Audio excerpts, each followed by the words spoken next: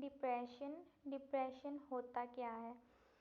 Depression ایک بیماری ہے، مینٹلی بندہ بیمار ہوتا ہے اور انسان کو نہ ہی کسی سے بات کرنا اچھا لگتا ہے اور نہ ہی کھانا کھانا، باہر جانا اور نہ ہی کسی چیز کا دل کرتا ہے۔ یہ بہت سیریس بیماری ہے جو کہ آج کل بہت عام ہوتی جا رہی ہے اور ہمارے آس پاس بہت سے لوگ ہیں اور ہوتے ہیں جو کہ ڈپریشن کا شکار ہیں۔ مطلب ہمیں لگ رہا ہوتا ہے کہ انہیں کچھ نہ کچھ مسئلہ ہے، مطلب ہمیں فیل ہو رہا ہوتا ہے کہ شاید یہ بیمار ہے، وہ ہم سے بات نہیں کرتے، ہمیشہ لڑتے رہتے ہیں۔ تو یہ سب اس وجہ سے ہوتا ہے کیونکہ ان کو ڈپریشن ہوا ہوتا ہے۔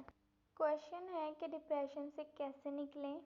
کچھ رولز کو فالو کر کے ڈپریشن سے نکلا جا سکتا ہے۔ فرسٹ رول ہے اوور تھنکنگ نہیں کرنی، اپنی ڈیلی روٹین کو چینج کرنا ہے، کوئی نیو کام شروع کرنا ہے یا کوئی اسکل وغیرہ سیکھنی ہے جس کی وجہ سے ہم لوگ ڈپریشن سے نکل سکتے ہیں۔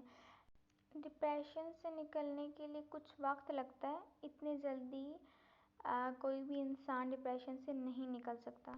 فرسٹ رول ہے اوور تھنکنگ نہیں کرنی۔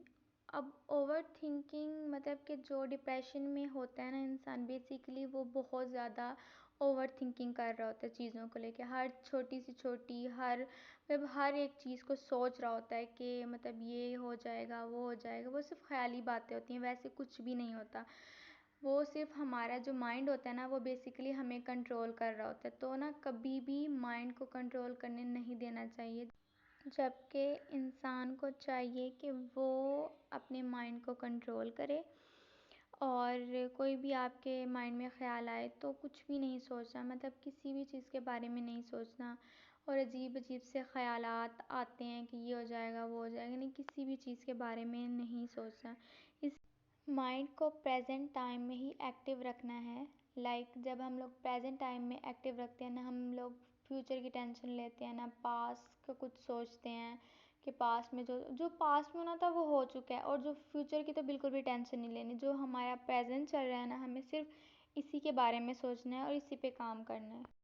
سیکنڈ رول ہے چینج دا ڈیلی روٹین۔ آپ کو اپنی ڈیلی کی روٹین چینج کرنی چاہیے، آپ تب بھی ڈپریشن سے نکل سکتے ہیں، کیونکہ اگر آپ ایک ہی روم میں بند رہیں گے، باہر نہیں جائیں گے، آپ کو کوئی چیز پسند نہیں آئے گی، آپ کو چاہیے کہ آپ اپنے دوستوں کے ساتھ باہر جائیں، گھومنے باہر جائیں اور اپنے نیو دوست بنائیں اور کھانا کھانے باہر جائیں، شاپنگ کرنے باہر جائیں۔ آپ کو چاہیے کہ آپ اپنے مائنڈ کو اور چیزوں میں لگائیں تاکہ آپ ڈپریشن سے بہت جلدی نکل آئیں۔ ایکسرسائز ڈیلی بیسس پہ کرنی چاہیے۔ ایکسرسائز کرنے کے بہت زیادہ فائدے بھی ہیں اور ایکسرسائز کرنے سے سٹریس کم ہوتا ہے، ڈپریشن کم ہوتا ہے۔